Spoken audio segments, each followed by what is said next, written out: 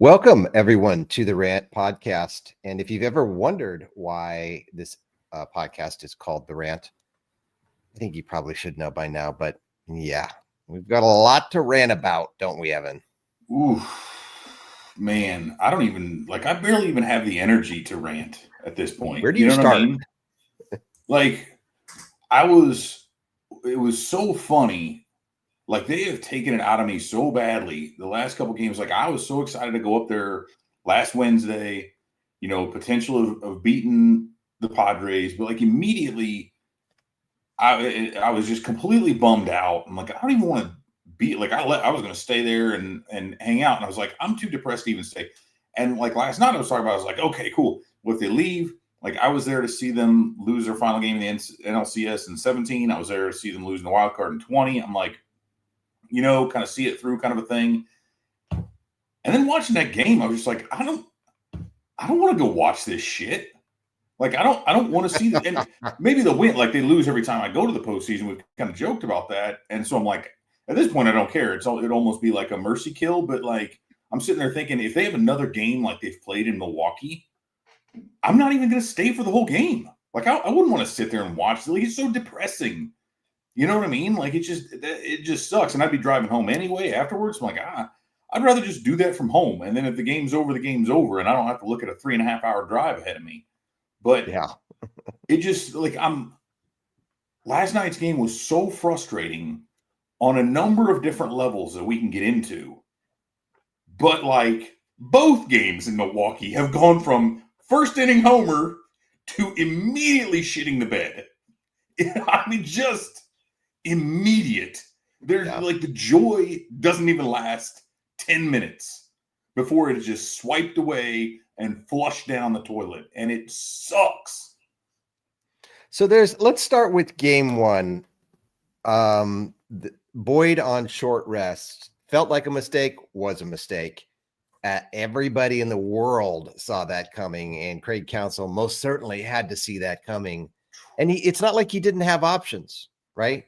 I mean, where's Colin Ray? Yeah. You mean Colin Ray, who pitched like 4.1 scoreless innings last night? Or whatever, right? Like Aaron Civale and Colin Ray have pitched more than starters in these past two games, and both have looked really good. Both would have been serviceable options for the short rest. Like that, no one. Do you believe for a second what Counsell says about the organization all being totally aligned, that Boyd was fine and could bounce back well from that start? Like, now, as I wrote, I get that the lack of Cade Horton means just naturally the options aren't great, right? There's truly nobody on the staff right now who you're looking at being like, yep, that's the guy who's going to win us, other than Jamison Tyon, who of course couldn't pitch because he had to go in game 3 of the wild card. So he was completely out of question. But Boyd has not been good in the second half. And he's at this nearly an all-time innings high going into that first game. And it was on 3 days. Like, there's nothing about that. Plus, not only that, right? Let's take Boyd out of the equation. The Brewers are one of the best teams in baseball at hitting left-handed pitching. They've got a 107 aggregate WRC plus against lefties, right? They're not a power hitting team, as we saw, because they scored all those runs without a home run in game 1, that is. And, Boyd is a guy who's going to give up some contact. And boy, did he ever. I mean, he came out just looking flat. And it's just nothing about that matchup, to me, made any sense whatsoever. Like, at least, because I get it. Like, if you're going to fail, you fail with the guys. You dance with the girl that brung you, as they say. You go with. But Colin Ray is also one of the guys that stepped up and was big for them and had pitched hot. How many times do we talk about a team, especially in this expanded postseason format? All you've got to do is get hot, right? You got to get hot and be hot in the playoffs. Yep. You know who the hottest pitcher was outside of Cade Horton, who's unavailable? Colin Ray, 18 strikeouts his last 2 games, gave up 1 run, looked incredible. Everything looked good. Like, that's rather than, I get it, but you can't just expect. Jesus isn't coming in to bring Lazarus out of the grave, right? 3 days. Matthew Boyd Smith, like, you know, I know people weren't here for biblical references, but like, there's no, hey, I pitched and then 3 days later I'm going to rise again. No, leave him be for a couple more days. But and so it was very predictable, I guess, right? That's the point. And so if you're going to try to get cute, and if you're kind of lining yourself up in that first game to say, you know, we'd like to win this first game, obviously, but you're kind of putting your back, you feel like your backs are a little bit against the wall in that first game, right? In terms of your pitching options. It feels like, I mean, like Ray would have been the more kind of common sense, logical solution to try to, you know, pick up a cute backs against the wall type of win versus you know, Boyd, where and of course it didn't work out, right? Hindsight's always 2020, but I think foresight was 2020. I think a lot of people were questioning why Boyd was starting, and it's frustrating because I think we can get into this later and talk about Counsell. We don't need to even get into that in this episode about his managerial skills or lack thereof.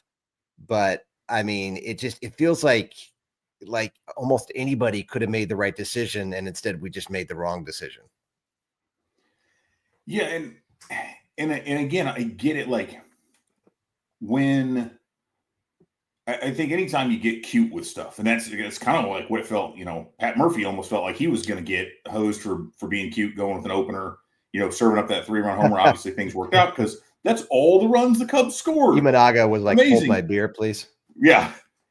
Speaking of which, how on earth the Cubs have only scored 3? They've scored 3 runs in 4 of the 5 games. They got shut out in the other one. They scored more than 3 runs. They haven't scored more than 3 in 2,917 days in the postseason. And then, like, how do you hit a 3-run homer against a super tough lefty in the first inning and then fail to do anything after that? Saturday's game, they hit 3 solo shots. I just wrote a piece, just put it out there, and that's if you saw me looking off to the side, this was sharing some stuff on X there. They've out-homered their opponents. They've hit 7 home runs. They've only scored 12 runs. Suzuki's 3-run homer was their only non-solo homer out of 7. They've out-homered their opponents 7-5 in the postseason.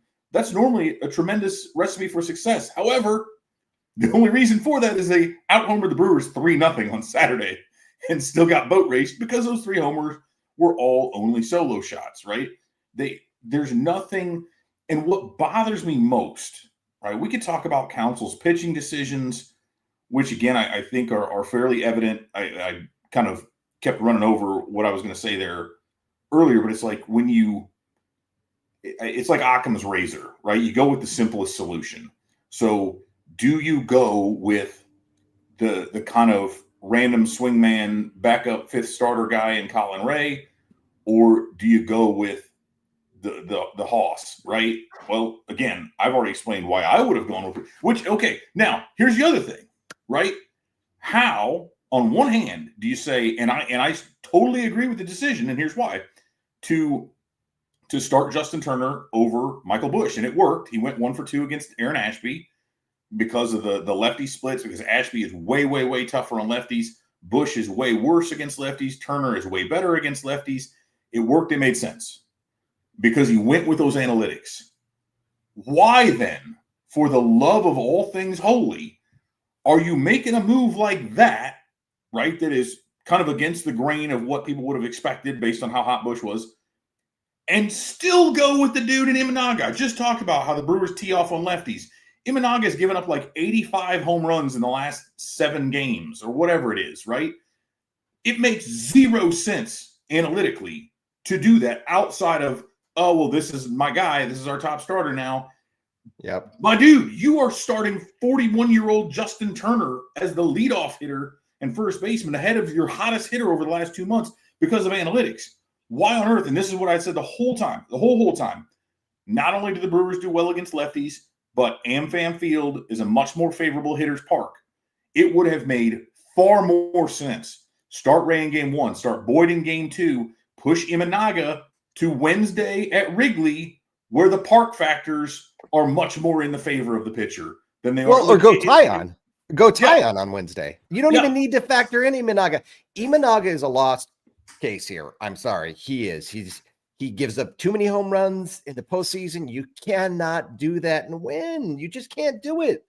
Right. Not like that. Not regular. And that's the thing. Is like, you knew it was. And here's the thing. Like, I was sitting there and I wrote in the lineup post. I was like, I really hope I'm wrong about this, but I don't like starting Imanaga here.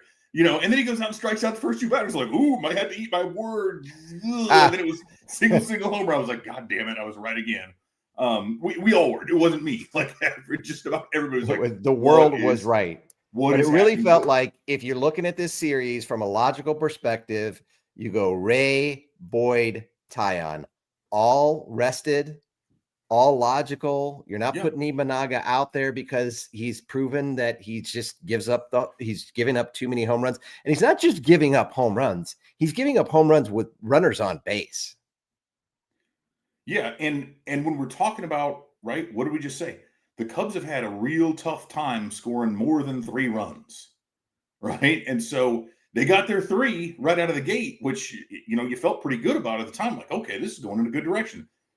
But this has happened with him to where he's given up these backbreaking homers, right? Like, it's the last game he pitched in Imanaga, in which he didn't give up a home run, was all the way back on August 5th. 2 months. Every single start for 2 months, he has given up at least 1. And here's the thing. In the 2 starts prior to that, July 25th and 30th, he gave up 3 and 2 homers. So if we go back, right, so he didn't give up a homer. There were 2 games in the second half, 2, in which he did not give up a home run. So if we go all the way back, pardon me here while I pull up my game log. So over his last 13 starts of the regular season, 20 home runs in 13 starts. And now, what was it, 2 last night?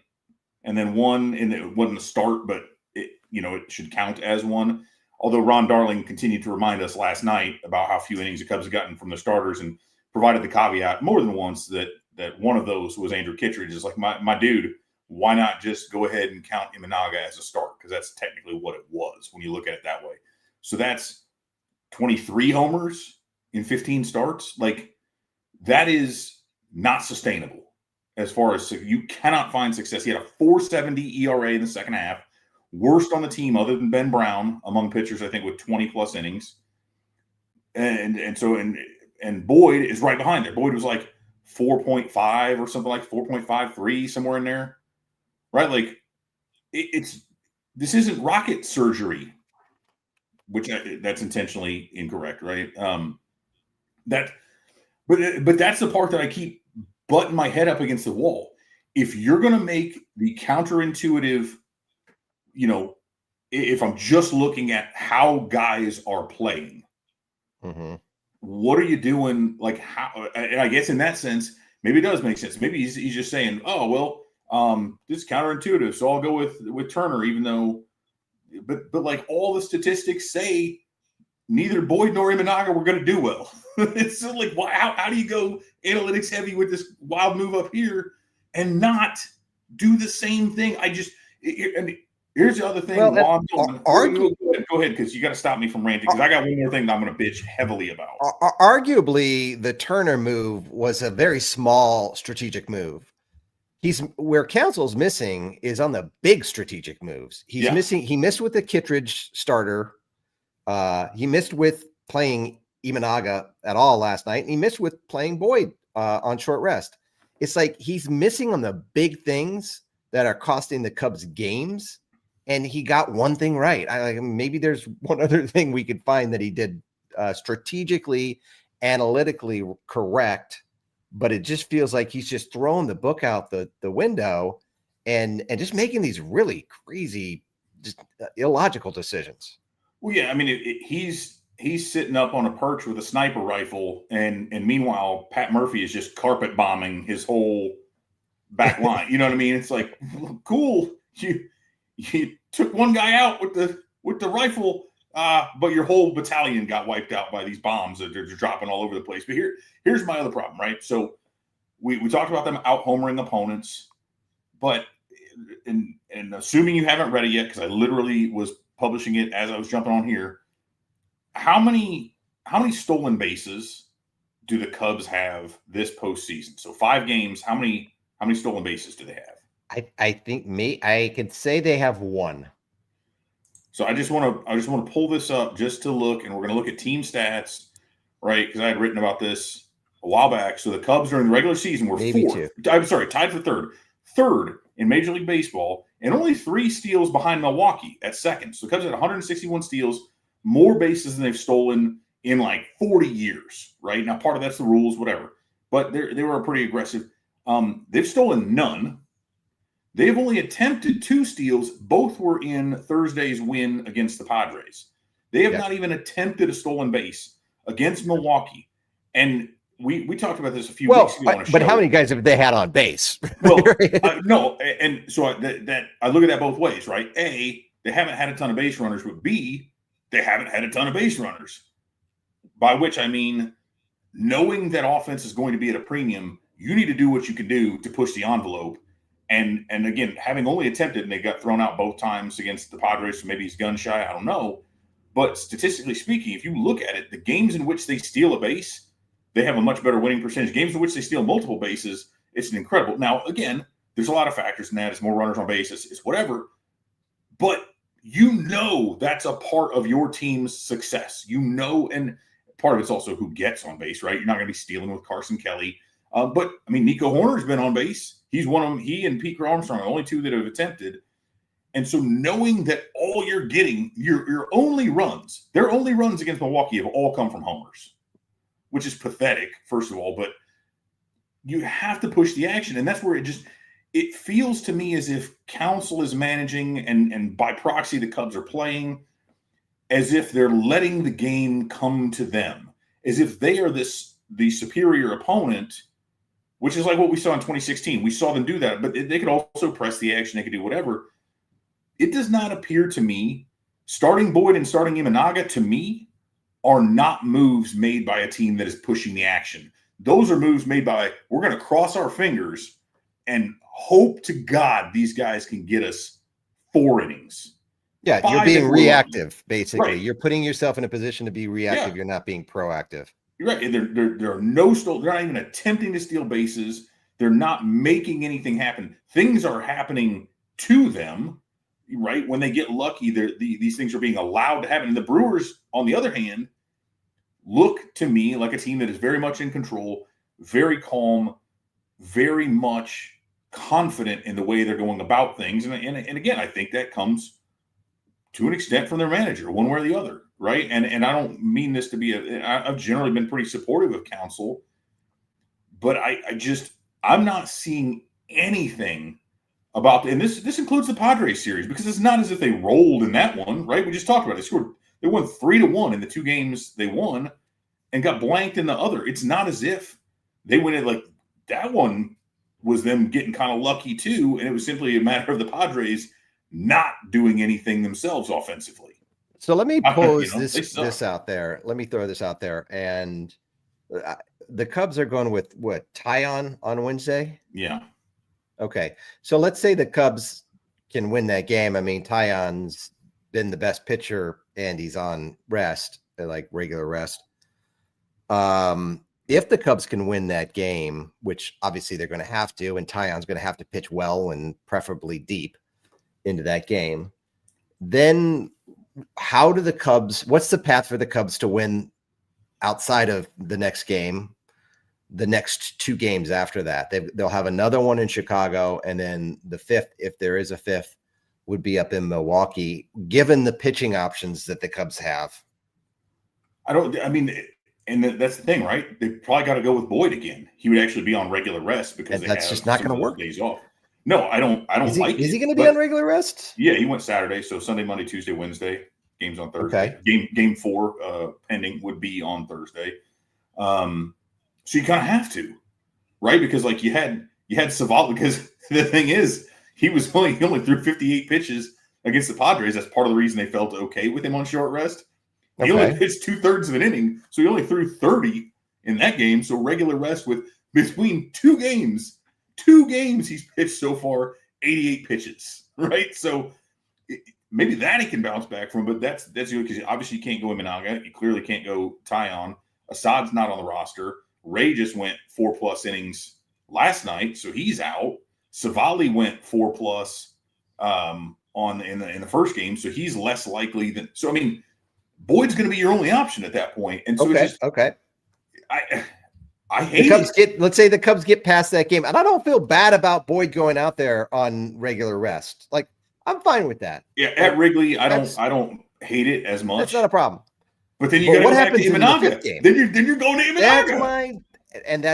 That's not workable. It's just, to me, it's not workable.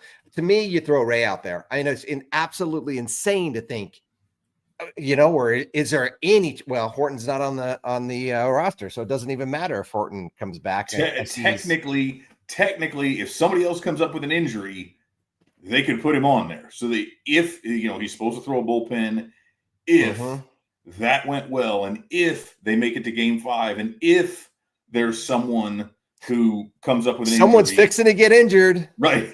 So, I mean, it's like, oh, you threw a lot of pitches yesterday, Ben Brown. Doesn't that arm feel a little sore? And he'd probably honestly be the most likely out of that crew, but it's just so. And so isn't that what you do then? You have to do that. If there's any remote chance that Horton can be available for that Game 5, assuming the Cubs miraculously somehow get there and start scoring some runs and stop the Brewers from scoring runs, a lot to unpack there. If they get to Game 5, don't you have to bring Horton into that game? I mean, as long as you can come up with a legitimate injury for someone, right? I mean, because you do have. They'll come up with it. Yeah, I mean, they come up with it. They can just figure it out. Somebody, hey, go tackle Brown when he comes in. Knock him down, punch him. But no, don't do that. That would be bad. But yeah, the way they're playing, and who look, man, they were down 3-1 in 2016. Although that felt entirely different from what we're seeing. I mean, that was a World Series. Right, but I mean, which makes it even bigger, right? Being down 3-1, and it was a much better team, honestly. Absolutely. I'm just saying it's not impossible to come back from 2 games down. However, the Cubs felt like a team of destiny that season. The Brewers feel like they took all the devil magic possible from St. Louis and from wherever else they could conjure it up, because everything they do is working. They'll just have the crappiest little hit that drops in for an infield single, right? And all their throws are perfect, and every ball they hit leaves the yard or finds grass. It's just they're able to do everything well. Every move they make works out, and they've had these monster winning streaks during the season. It's just, and the Cubs don't have that margin for error. And not only that, but we talk about Horton, but Justin Steele under normal circumstances would be in this kind of they have lost so many guys to injury, and now this was the fear, right? The whole time as they were coming down the stretch, the whole time they were holding on to that top wild card spot, and it looked evident for the last month that they were going to make it to the postseason. The concern that we and certainly others have expressed the whole time is this, and go back. There's a reel out there somewhere early in the season. And I was sitting there saying, no one is going to be scared of this playoff rotation that's got, I don't think Horton was even up at the time, but it was again, Boyd, Tyon, and Imanaga. So nobody's scared of that. And all these people are look at him, and firing back at me, and look how good Boyd's pitching. Look what they're doing. Where are we now? No one on earth is scared of Boyd, Imanaga, Tyon, nor should they be. That is a terrible postseason rotation right now. And part of that is because of all those other injuries, right? That's part of why this is not what they would prefer to have done.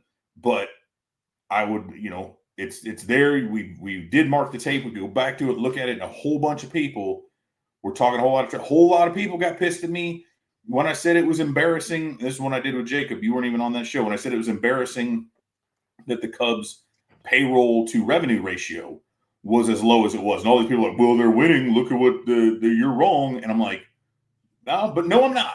Because could they have gone out and paid for another pitcher somewhere? Could they have gotten another arm? Could they have gotten another bat? Is there something else they could have done? Because at the end of the day, they're going to come up short despite having a much bigger payroll than the Brewers and having on paper going into the season what should have been a better team.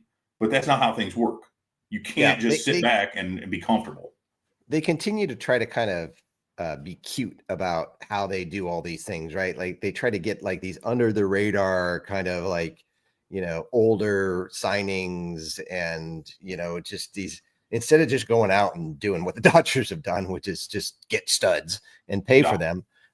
They try to be kind of magical with this formula that, it's gotten them 92 wins, which, I guess is enough to say, you can keep Counsell as a manager for next year and, you can extend Jed Hoyer. And Ricketts is happy because Wrigley Field is full and they've got postseason games and they're not winning the World Series. But hey, if you get there, never know, right? Crazy things can happen. The Cubs can come back and win this series. And I will say this much. Obviously, that would make Ricketts a very happy man. I would love nothing more. Obviously, as a Cubs fan, I want the Cubs to win this series and every series.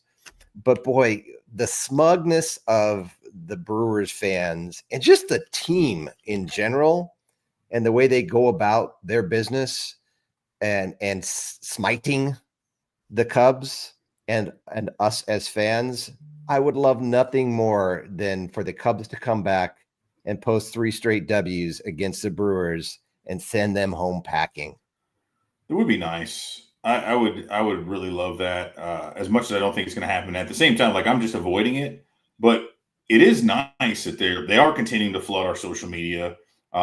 So they're kind of helping us in a way, as long as I can just avoid it because I don't even want to deal with it. But the last things, I know we're trying to keep this short, but the last thing I will say is that at whatever point the Cubs lose, whether that's Wednesday, Thursday, or Saturday, that will be Kyle Tucker's last game in a Cubs uniform. He is not coming back to Chicago. No. And I think, again, now there's – I don't know where – what kind of deal is he going to get? He's going to get a pillow contract, I think. Yeah, it's not going to – unless something goes crazy. Like if somebody – because, we all knew Soto was going to get paid, but the Mets came off the top rope with a deal and we're just like, nobody's touching this, So do the Dodgers do something like that? Who knows? But it was funny because you could see like Jesse Rogers replied to somebody on X like they were never going to re-sign him. Anybody who says otherwise is crazy or something. And I'm like, well, that's not true to that extent. Like the way that he posed that, and our friend Tommy Myers replied to him with something about like this sounds like some blogger from fan sided something they would say, which is true. But the thing is, while I will not say the Cubs were never going to re-sign him and never had aspirations to do so, it has become evident over the last few months that this is not a relationship that was going to play out long term with the blossom. Going to be that was going to be amicable for both teams. That was going to work, or both sides, because the Cubs were never going to pay him what he's going to want to be paid. And I think if you read between the lines of some of the things that have happened in terms of him going or in some cases not going on the IL, I don't believe that was necessarily a decision that was completely surprised. They would put that in the Boyd category of I don't know how closely the entire organization was in lockstep with Tucker and his camp.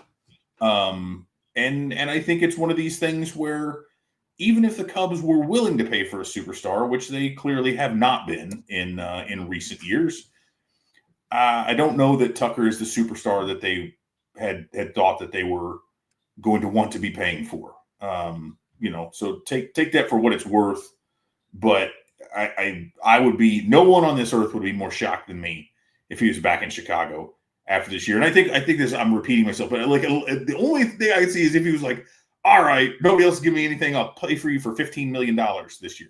That's like, not okay. Happening. Yeah, that's right. And that'll never happen. But hey, more power to him. Good luck. And he's still obviously a very, very good player. But I think based on what he would cost, and I don't know. I think he'll continue to be very good. I don't know that we see him live up to what we thought was going to be a complete superstar type of tenure, over time. I don't know how well he ages. And I always questioned Tucker just because when he was in Houston, he was surrounded by some really talented guys in that lineup, and he was protected. And he's got the power bat, right? Like he can hit the home runs. We've seen him hit the home runs, but he needs some protection in the lineup in order to do that. And so, I mean, you're right. Like the Dodgers, he could probably go and fit right in the Dodger lineup. Anybody could. I think he'd be, I honestly think he'd be great there where other guys are kind of lifting him up versus sort of the other way around.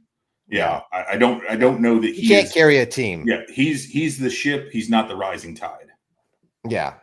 Or so, he's very good. He's a yacht. He's fully equipped, fully tricked out. So, it's going to be Seiya Suzuki and Owen Casey out there in right field and DH, and who knows what they decide to do with Ballesteros, but a lot of decisions for them to make, and those are going to be coming up, probably sooner than later. But like you said, who knows? They could do it. They could run off 3 games. They've won 3 games in a row before. They've beaten the Brewers before. Do it. They just need to be a bit more aggressive, and I would like to see them pull out all the stops. Yes, I want to believe. I think this next game is going to be real hairy. I hope the Cubs can score a lot of runs, but we'll see. We'll see what happens. So we'll circle back around on the other side of it and discuss the outcome of the next game or 3. We'll all know by the time we are back in front of you. For sure. Wonderful viewers and supporters. So anyways, Evan, thanks. Until next time. See you later, everybody. Sounds like a plan. Bye.